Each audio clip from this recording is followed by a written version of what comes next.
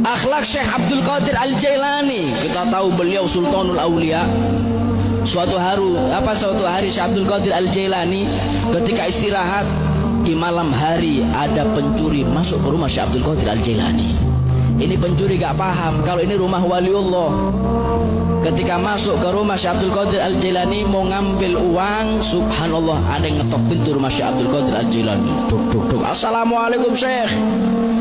Ini maling gak jadi mencuri, mau keluar ada tamu, akhirnya mencari tempat persembunyian. Dapat tempat persembunyian di mana? Di ruang tamu, di bawah panggung, hadirin.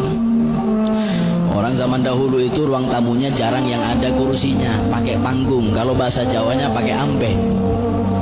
Ini sembunyi di bawah panggung, itu maling aman. Syekh Abdul Qadir Al-Jailani bangun, dibuka pintu, ternyata yang bertamu malam-malam hari dua wali abdal yang mengatakan kepada Syekh Abdul Qadir Al-Jailani, wahai Syekh, saya minta maaf malam-malam bertamu ke rumahmu karena saya membawa kabar barusan ada wali yang meninggal dan engkau sebagai Sultanul Aulia, rajanya wali, kau tentukan siapa yang pantas menggantikan makom wali yang meninggal ini. Kau tentukan siapa. Kata Syekh Abdul Qadir Al-Jailani, ya sudah, kalau kita ngobrol di luar gak enak, kedengaran tetangga, kita ngobrol di ruang tamu saja. Itu tamu dipersilahkan oleh Syekh Abdul Qadir Al-Jailani untuk duduk di atas panggung, yang di bawah panggung ada malingnya. Kata Syekh Abdul Qadir Al-Jailani, bagaimana ceritanya? Kata dua orang tamu ini, ya Syekh, ini barusan saya mendengar kabar ada seorang waliullah meninggal dunia, derajat atau makomnya kau tentukan. Siapa yang pantas menggantikannya? Syekh Abdul Qadir Al-Jailani melihat jam, sudah jam 2 malam, hadirin. Siapa yang bangun ini? Coba kau lihat di luar, kalau ada yang bangun panggil, saya gantikan kepada dia. Makanya kalau kita ingin jadi waliullah, bangun malam, hadirin.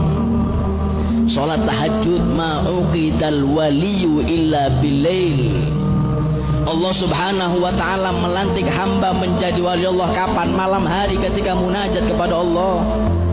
Malam itu pelantikan waliullah. Nggak ada riwayat pelantikan waliullah pagi hari, nggak ada. Malam pelantikan waliullah. Kalau pagi wali kota, hadirin.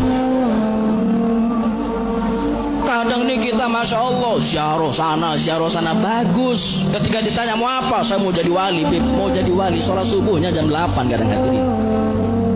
Kalau sudah sholat subuh jam 8, niatnya usolli fardhu subha, bukan subhi, karena gabungan sholat subuh dan sholat duha. Mau jadi wali, wali santri, hadirin. Mau jadi wali bangun malam. Disitulah pelantikan wali Allah, di malam hari, di saat dia berdua dengan Allah subhanahu wa ta'ala. Kata Syekh Abdul Qadir Al-Jailani, gimana ini? Masih belum ada yang bangun. Apa bisa ditunda sampai subuh? Anak saya bangun, istri saya bangun, tetangga ini banyak yang bangun. Kata tamu, jangan kau tunda sampai subuh. Sekarang tentukan siapa yang pantas menggantikan makom wali itu. Kata Syekh Abdul Qadir Al-Jailani, siapa ya? Bingung. Setelah bingung kata beliau, oh, ada satu orang insya Allah belum tidur di sini. Siapa saya tentukan? Sebentar, saya coba panggil. Diketok itu panggung, tok tok tok. Maling yang di bawah panggung keluarlah. Kata maling, salah rumah saya ini. Nyuri ke rumah wali, ketahuan, hadirin. Keluar itu malingnya. Dinasihati oleh Syekh Abdul Qadir Al-Jailani, menangis itu maling. Syekh Abdul Qadir Al-Jailani kalau nasihati dari hati, nggak ada kecampuran riya.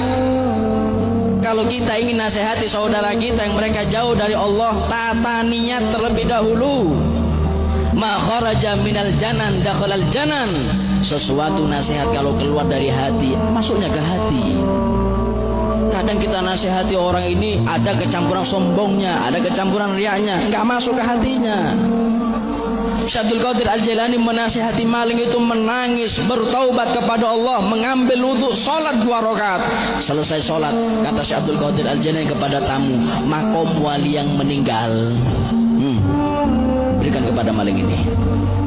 Masya Allah, masuk ke rumah Syekh Abdul Qadir Al-Jailani, pangkatnya maling, keluar jadi wali.